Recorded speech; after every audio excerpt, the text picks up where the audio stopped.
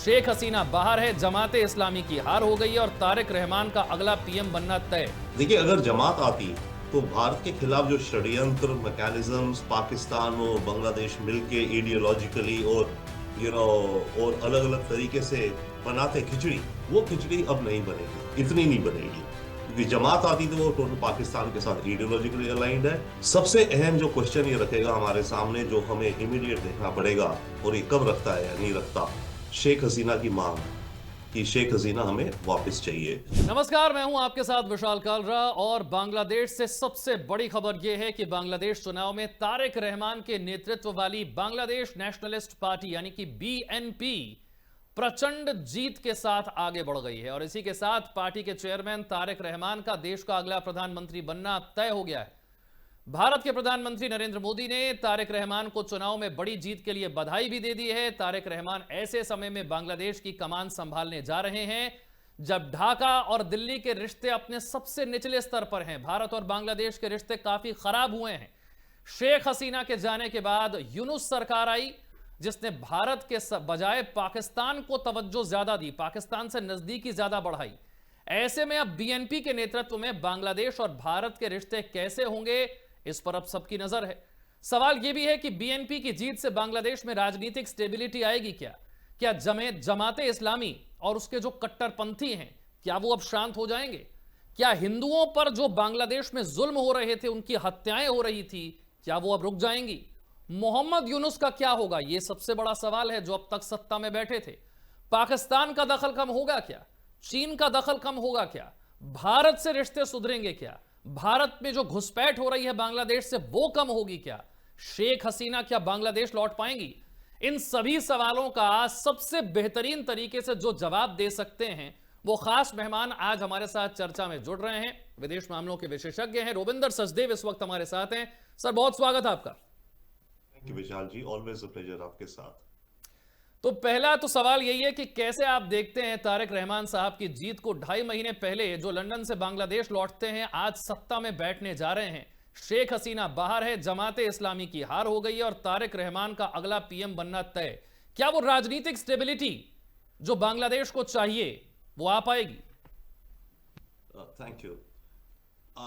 Yes, कुछ आएगी but I think overall India के हिसाब से, देखिए, अगर जमात आती तो भारत के खिलाफ जो षड्यंत्र मैकेनिज्म्स पाकिस्तान और बांग्लादेश मिलके आइडियोलॉजिकली और और अलग अलग तरीके से बनाते खिचड़ी, वो खिचड़ी अब नहीं बनेगी, इतनी नहीं बनेगी। क्योंकि जमात आती तो वो टोटल पाकिस्तान के साथ आइडियोलॉजिकली अलाइंड है और अपने इंटरेस्ट भी उसी के साथ देखती है, और भारत के खिलाफ तो हमारे नॉर्थ ईस्ट में और हमारे साथ काफी परेशानियां क्रिएट करते वो। अब ये जो आया है तो इसके चलते यस, ये भी एंटी इंडिया रहेगा, खास करके मुद्दों पर, पानी के मुद्दे, वाटर शेयरिंग पे, बॉर्डर मैनेजमेंट की इश्यूज को लेकर के, तो सॉरी, और बाकी जो चीजें उनको लेकर के बहुत ही सख्ती से ये अपना पोजीशन रखेगा, मेरे को जो दिखता है। परंतु सबसे अहम जो क्वेश्चन ये रखेगा हमारे सामने, जो हमें इमीडिएट देखना पड़ेगा, और ये कब रखता है या नहीं रखता, शेख हसीना की मांग कि शेख हसीना हमें वापस चाहिए, वो हमें देखना है। बट ऑन द होल ये रीजन के लिए आई थिंक बेहतर है, पॉलिटिकल स्थिरता आएगी थोड़ी। बांग्लादेश के लिए एक्चुअली डिपेंड करता है किस सिरे आप जाते हैं, ऑप्शंस हैं, बहुत अच्छी ऑप्शंस भी बन सकती हैं। देखिए, ये इंसान 17 साल अपने देश से बाहर रहा है, अब वापस आया है, राइट? तो कुछ नयापन, न्यू बिगनिंग ला सकता है। अब देखना यह है कि ये नई बिगनिंग लाने की बात करता है, जो अभी लग रहा है जिस तरह से इसकी स्टेटमेंट्स आ रही हैं। आज सुबह इंडिया ने प्राइम मिनिस्टर मोदी ने कॉन्ग्रेचुलेट किया, तो I think with in minutes उनका वहां से जवाब आ गया, थैंकिंग, राइट? दैट मीन्स कि उनकी टीम जो है कुछ हद तक प्रोफेशनल है, रिस्पॉन्सिव है। तो ये सब चीजें इंडिकेट करती हैं कि एक वर्किंग रिलेशनशिप भारत के साथ आने के चांस बढ़ते हैं।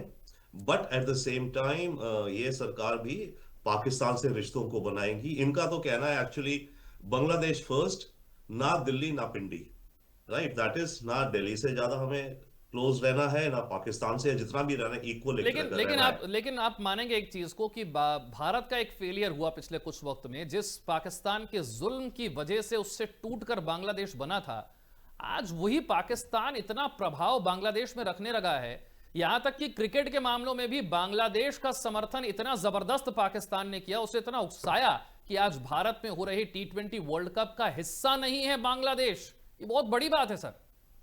जी, और एब्सोल्युटली राइट विशाल जी, बहुत सही आपने बात पकड़ी है।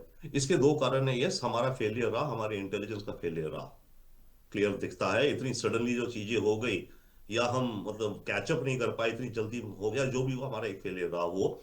दूसरा हमारा शायद फेलियर ये रहा, जो ज्यादा जो हमें हर्ट कर रहा है अब, वो ये रहा कि बांग्लादेश के अंदर ये माना जाता था कि देखिए, शेख हसीना भी अपने ऑपोजिशन को दबाती थी। बांग्लादेश की हिस्ट्री ये रही है, शेख हसीना पावर में तो इसे खालिदा जिया की पार्टी के लोगों को अरेस्ट किया, किडनैप कराया, मर्डर कराया। वो जो पावर में आए उन्होंने इनको करवाया। शेख हसीना में भी अटैक हुआ था, ग्रेनेड अटैक, 24 लोग मारे गए थे। ओके, ये बच गई थी। तो ये पैटर्न रहा है बांग्लादेश की पॉलिटिक्स का। अब शेख हसीना जब सत्ता में आई तो उसने भी वही पैटर्न रखा, अपने ओपोनेंट्स को दबाया वगैरह, ट्रिब्यूनल बनाया।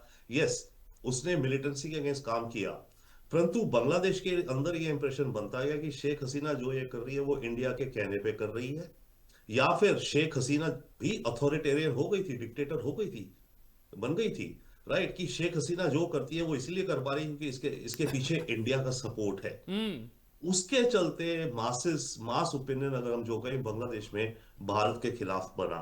श्योर, जमात ने उसमें अपना रोल प्ले किया, पाकिस्तान ने अपना प्रोपेगेंडा फैलाया, बट ये देखा जाने लगा कि शेख हसीना जो सत्ता में है ये इसीलिए है क्योंकि इसको इंडिया का सपोर्ट है, और ये हमारे देश के अंदर या अपने देश के अंदर अपनी डिक्टेटरशिप बढ़ा रही है। तो ये दो फैक्टर्स रहे जो कि जिनके चलते पब्लिक ओपिनियन हमारे खिलाफ देखिए, बहुत बन पब्लिक गया। ओपिनियन भले शेख हसीना के खिलाफ बना, लेकिन एक स्टूडेंट का मूवमेंट बहुत बड़ा आया, उन्होंने एक पार्टी भी बनाई वहां पर। वो जो छात्र जिन्होंने शेख हसीना के खिलाफ आंदोलन किया, सड़कों पर आग लगाई, शेख हसीना को भागना पड़ा, वो जो स्टूडेंट्स थे उन्होंने मिलकर जो पार्टी बनाई, उसका भी तो हश्र अच्छा नहीं हुआ। अगर बांग्लादेश की पब्लिक हाँ, को वही पसंद थे तो वही जीत जाते, वो क्यों नहीं जीते? बिल्कुल सही। आई थिंक इसमें जो स्टूडेंट्स की पार्टी थी उन्होंने एक गलती करी, उन्होंने जमात के साथ पार्टनरशिप कर ली। जमात ठीक है, उनको सपोर्ट करती थी, थोड़ा सा दर्शकों को लिए बट बता दीजिए कि जमात कौन है, जमाते इस्लामी क्या है बांग्लादेश में, वो क्या करती है? जमात इस्लामी एक सोशल मूवमेंट, कहने को अपने को सोशल कहते हैं। ये वो लोग हैं बांग्लादेश में करीब 20 से 25% लोग जो पाकिस्तान से बंटवारा नहीं चाहते थे, जो चाहते थे कि बांग्लादेश ईस्ट पाकिस्तान ही रहे, और बांग्लादेश में हार्श और स्ट्रिक्ट इस्लाम होना चाहिए। ये दो चीजें हैं, इनके मदरसाज है और ये सोशल मूवमेंट है। राइट, कट्टर इस्लाम की तरफ हैं ये लोग, और उसमें ऑफ कोर्स कट्टर इस्लाम है, ठीक है, पर कुछ लोग उनमें फिर ज्यादा आतंकी भी बन जाते हैं। राइट, तो ये उसका एक तरह से का एक फाउंटेन हेड है, इस पाइपलाइन से आतंकी भी निकलते हैं। ये जमात है। स्टूडेंट्स की जो मूवमेंट थी, उन्होंने मेरे ख्याल से गलती क्या करी कि जमात के साथ पार्टनरशिप कर ली इलेक्शन लड़ने की, और जो इनको वोट्स नहीं मिले, एक उसका ये भी कारण है, यूथ तो थे ही जो शेख हसीना के खिलाफ थे, बट उनमें काफी सारे यूथ तो लड़कियां भी तो है ना। तो जब उन्हें दिख रहा है कि ये जमात वाली जो इस्लाम है वो हमारे देश में आ जाएगा, हिजाब पहनने पड़ेंगे, ये होगा वो होगा, तो इस हिसाब से मेरे को लगता है कि जो स्टूडेंट पार्टी है उनको वोट नहीं मिला, और जमात को भी वोट नहीं मिले यंग विमेन के, क्योंकि उन्हें ये डर दिख रहा था कि सामने ये तो कट्टर इस्लाम आ रहा है हमारे। तो आई थिंक स्टूडेंट पार्टी शायद अच्छा रिजल्ट ले आती अगर वो खुद अकेले में लड़ती, पर प्रॉब्लम है उसके पास संगठन नहीं था, है नेशन वाइड। बीएनपी और अवामी लीग दो ट्रेडिशनल पार्टीज है जिनके पास संगठन है। जमात के पास भी संगठन एज अ पॉलिटिकल ऑर्गेनाइजेशन नहीं था, हालांकि सोशल था उसका, बट ज्योग्राफिकली लिमिटेड था कुछ एरियाज में ज्यादा। तो जमात को जो नुकसान हुआ वो इसलिए भी हुआ कि उसके पास एक पूरा national network as a political organisation नहीं था। बीएनपी का जो भी था तो ना, वो रिवाइव हो गया सडनली। राइट, तो ये स्टूडेंट पार्टी का परफॉर्मेंस अच्छी नहीं रही जितनी रहनी चाहिए थी एक्चुअली। एक मेरा बात ख्याल, सचदेवा साहब कही जाती थी कि मोहम्मद यूनुस जो है वो विदेश से बिठाए हुए एक एजेंट हैं। यही कहा जाता था कि अमेरिका ने दखल दिया, दूसरे देशों का दखल है, कुछ बाहरी ताकतें हैं जो चाहती हैं कि बांग्लादेश में मोहम्मद यूनुस आकर बैठे, शेख हसीना चली जाए। उनका प्लान काफी हद तक सक्सेसफुल हो गया, शेख हसीना को जाना पड़ा, यूनुस साहब आकर बैठे। यूनुस साहब ने भारत से पूरी तरीके से दुश्मनी निकाली है। अब मोहम्मद यूनुस का होगा क्या, और वो जो विदेशी ताकतें हैं क्या वो इस चुनाव के बाद भी एक्टिव उसी तरीके से हैं जैसे पहले थी? देखिए, विदेशी ताकतों की जहां तक बात है, उनमें हम नाम ले सकते हैं क्लियर कट, जो कहा जाता है पाकिस्तान है, अमेरिका है, और कुछ हद तक मानो चाइना है। राइट, मेरे हिसाब से विदेशी ताकतों का इतना बड़ा रोल नहीं था अदर देन पाकिस्तान। हम्म। पाकिस्तान ने जमात को अच्छे से चार्ज अप किया, और जमात का जो स्टूडेंट विंग है उसको अच्छी खासी ट्रेनिंग दी, प्रोपोगंडा दिया, राइट, ताकि जमात का इन्फ्लुएंस बढ़े। जहां तक रही बात अमेरिका की, अमेरिका का, यस, शेख हसीना के प्रति अमेरिका थोड़ा टफ रवैया था। इनफैक्ट शेख हसीना के कुछ जो पुलिस कमांडो फोर्स है, जो टॉप एलीट, उनमें से 7 टॉप ऑफिसर्स को अमेरिका ने सैंक्शंस लगा दी थी, क्योंकि अमेरिका कहता था कि इन्होंने किडनैपिंग्स करी और मर्डर करे हैं ऑपोजिशन के, जो है भी शायद, राइट। और हसीना को कहता था आप इलेक्शंस जल्दी करवाओ, ट्रांसपेरेंट कराओ, ये वो। तो अमेरिका का मेरे विचार से उतना था, कुछ और था, पर इतना नहीं था। जो ऑल्सो कहा जाता है कि अमेरिका सेंट मार्टिन आइलैंड मांग रहा था, एक टापू है सेंट मार्टिन का, हम्म। कॉक्स बाजार के बगल में, कि अमेरिका वहां पे बेस बनाना चाहता है। शेख हसीना ने मना कर दिया, इसलिए उन्होंने शेख हसीना को गिराया।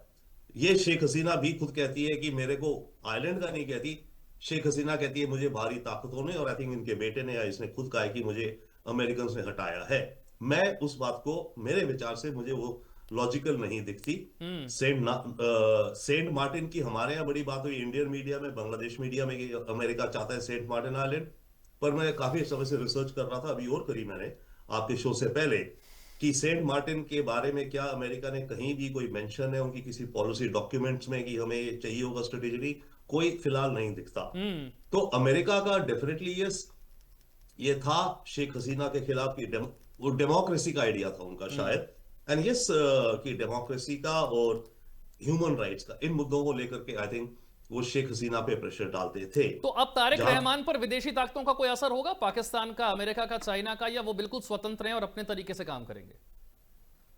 पाकिस्तान का कम होगा, ओके, जितना पिछली यूनुस सरकार में जो पाकिस्तान का इन्फ्लुएंस था उससे कम होगा हम्म। इसके ऊपर प्रेशर। अमेरिका के साथ ये काम करना चाहेगा, हम्म। दिखता है लॉजिकली होगा। चाइना भी करेगा, चाइना इसको इनफैक्ट इन्वेस्टमेंट्स की तरफ और धकेलेगा, अपना इन्फ्लुएंस बढ़ाना चाहेगा चाइना, और शायद बढ़ा भी लेगा, क्योंकि इनको इंफ्रास्ट्रक्चर वगैरह बढ़ाना है। जो भी हो चाइना पैसा देता है, बड़े बड़े प्रोजेक्ट्स के देता है। अब बांग्लादेश भी, अब सारे देश सतर्क हो गए हैं कि चाइना जिन शर्तों पे देखिए लोन्स देता है वो। सचदेवा साहब, देखिए कोई भी देश जो भारत के पड़ोसी हैं, वो चाइना और भारत दोनों के साथ व्यापार हमेशा से करते रहे और बैलेंस बनाकर रखते रहे। बांग्लादेश भी ऐसा नहीं था कि वो 100% हमारी ही तरफ था, लेकिन कम से कम दुश्मनी नहीं थी। क्या तारिक रहमान वो मेक श्योर कर सकते हैं कि चाइना के साथ व्यापार भी करेंगे, इन्वेस्टमेंट भी लेंगे, लेकिन भारत से दुश्मनी नहीं पालेंगे? नहीं, कॉमन सेंस तो ये कहते हो दुश्मनी नहीं पालेगा, उसे अपना देश अगर ठीक बढ़ाना है। बट उसका लिटमस टेस्ट मुझे तो सबसे पहले ये दिखता है कि वो शेख हसीना के मुद्दे को लेके भारत से कब दोबारा अर्जी देता है या हम्म। बात करता है। अगर वो आते साथ ही अगले हफ्ते स्टेटमेंट दे कि India should send back Sheikh Hasina back, hmm. इसका मतलब है कि वो कन्फ्रंटेशन के मूड में है।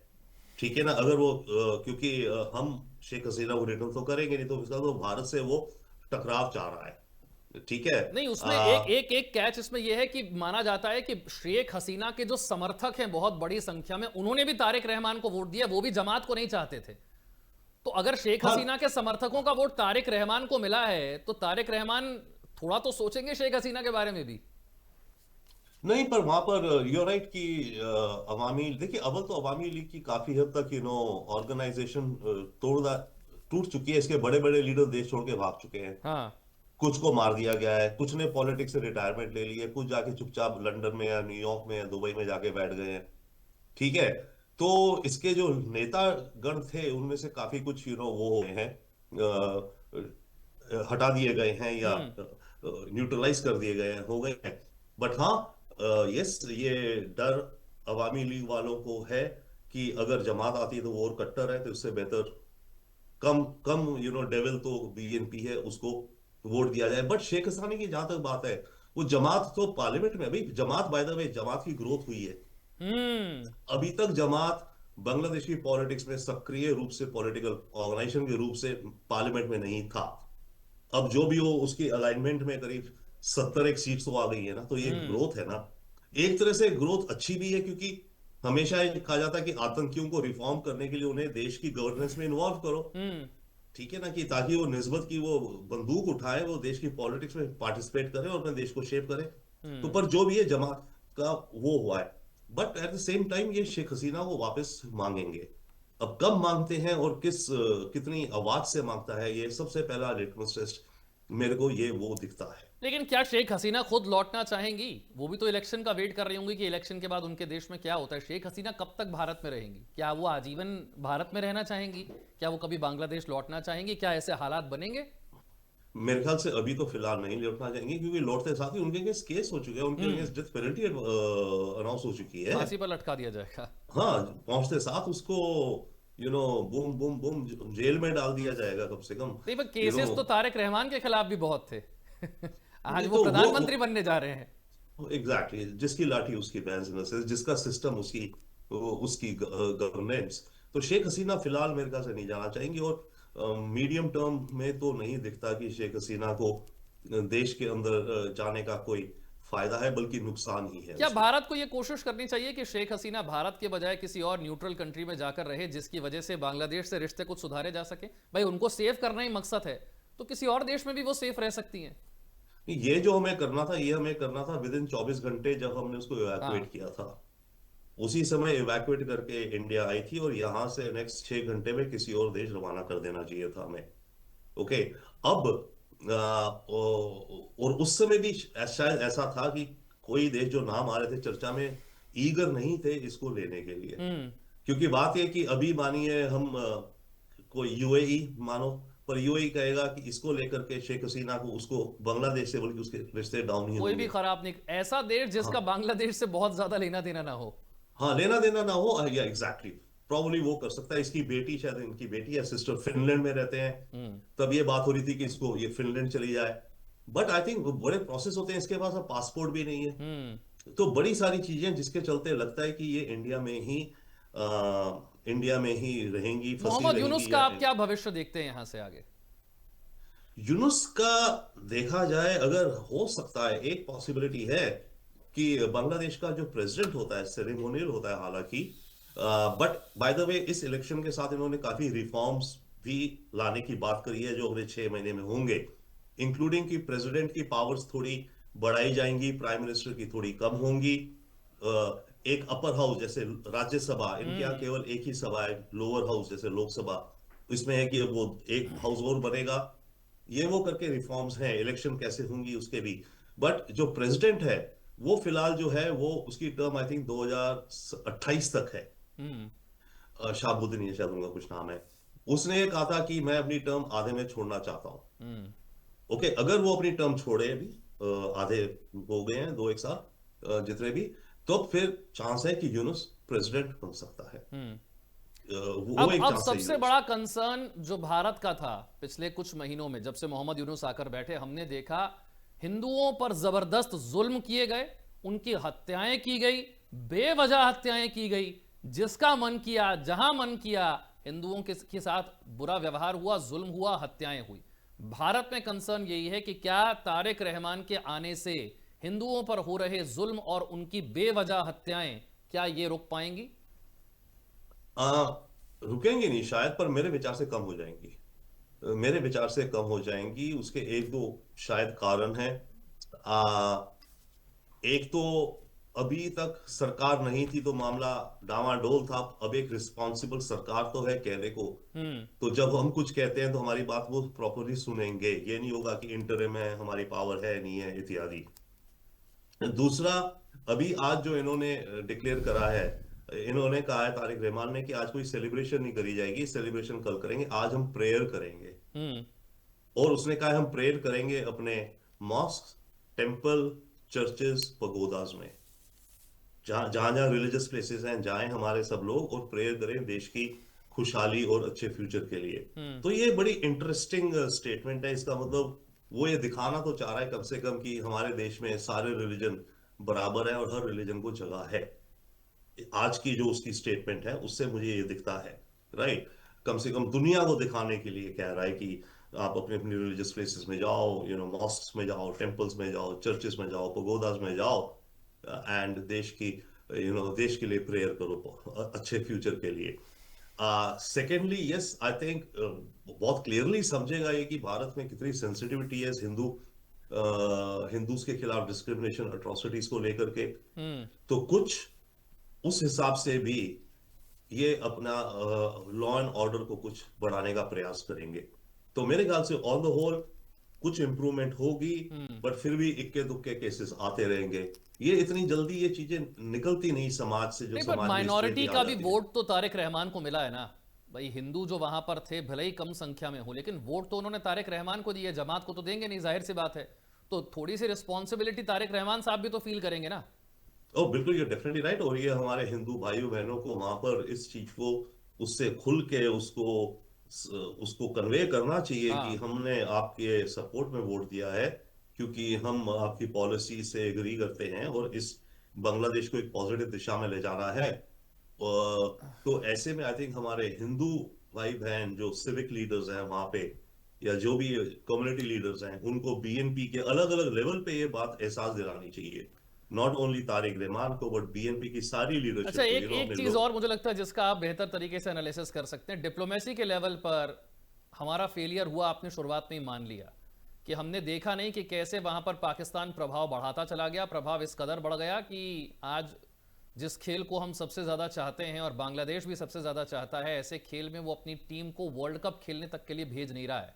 ये हमारा फेलियर तो हुआ है, हम चूक तो गए, बहुत बड़े लेवल पर हम चूक गए।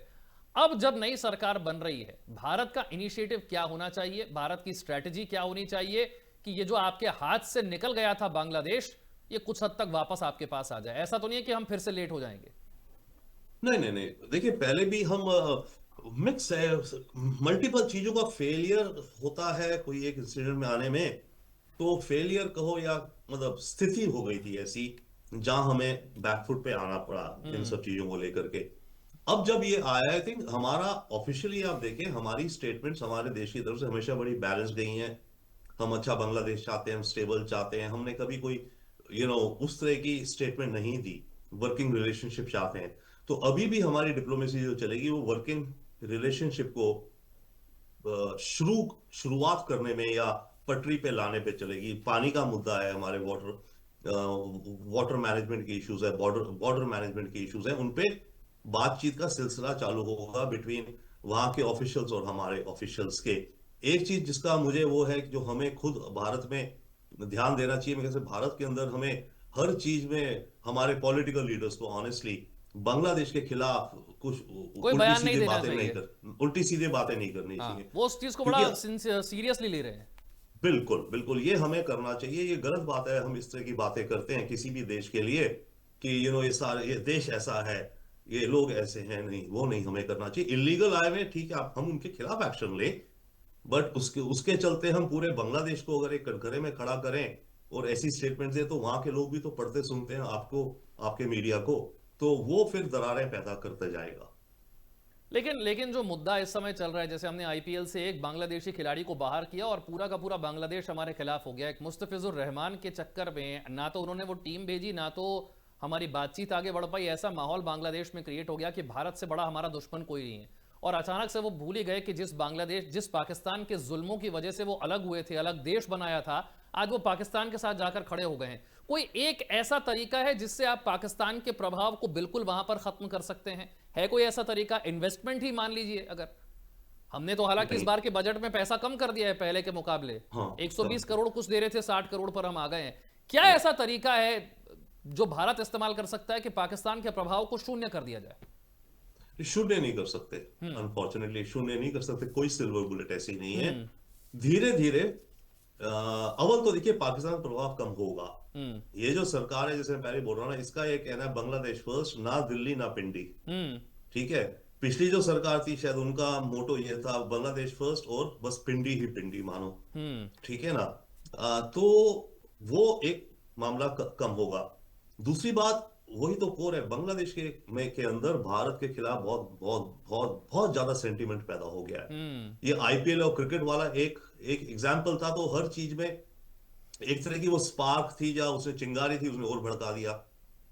जैसे बार बार है कि इनको ये है कि हमारे देश की जो हालात हुए, जो शेख हसीना ने जो अत्याचार करे, वो उसने इसीलिए करे क्योंकि भारत उसको सपोर्ट करता रहा, और कई चीजें उसने वो करी। ये कठपुतली थी भारत की। इसने कई एग्जीक्यूशंस, कई जो इनके खास करके जमात के कुछ लीडर्स को जो उनकी फांसी हुई, ये इसने करवाई भारत के कहने पर। हाँ। तो भारत के खिलाफ बहुत ज्यादा सेंटीमेंट है बांग्लादेश में, कोई भी एक छोटी बिल्कुल चीज हो। आखिरी सवाल मैं आपसे पूछ रहा हूं, थोड़े दिन पहले, एक महीना भी मुश्किल से हुआ है, हमारे विदेश मंत्री बांग्लादेश होकर आए। क्या नई सरकार बनने के बाद हम इस स्थिति में हैं कि आने वाले दिनों में आपको प्रधानमंत्री का बांग्लादेश दौरा होता हुआ नजर आए? इतनी जल्दी नहीं, टाइम लगेगा। टाइम लगेगा। जब तक शेख हाँ। हसीना भारत में है तब तक मुश्किल लगता है। नहीं नहीं नहीं, वो भी नहीं है। वो भी नहीं ना वो अलग है। नहीं वो अलग है, हम्म। वो अलग लगता है। परंतु ये भी हो सकता है ना तारिक रहमान इंडिया आए, इंडिया आ डिपेंड जाए। करता है। आप कैलेंडर देखो, इंटरनेशनल मीट्स होती रहती हैं, जैसे हाँ। I mean G20, global south, ये वो। तो आने वाले वक्त में मैं देखूंगा कौन से कोई ऐसे बड़े इवेंट हैं जिसमें हो सकता है तो तारिक रहमान भी आ सकते हैं, मोदी जी भी जा सकते हैं। हम्म। बट शेख हसीना से अलग रहेगी वो बात। पर वंस अगेन वही बात है ना, सब डिपेंड करेगा कि ये शेख हसीना को लेके कैसा रवैया अपनाता है। हम्म। अगर कल या परसों ही इसकी स्टेटमेंट आ जाए, क्योंकि ये इलेक्शन ही उस पर लड़ा है इलेक्शन लड़ा कि उसने। हाँ भाई शेख हसीना को डिक्टेटर है, उसको वापस लाना है हमें। अगर ये परसों ही स्टेटमेंट दे देता है कि शेख हसीना को वापस करो, तब तो फिर हमारे रिश्तों में जो थोड़ी नॉर्मल सी आनी थी वो जल्दी नहीं आएगी, फिर वापस हम वो कोल्ड उसमें आ जाएंगे।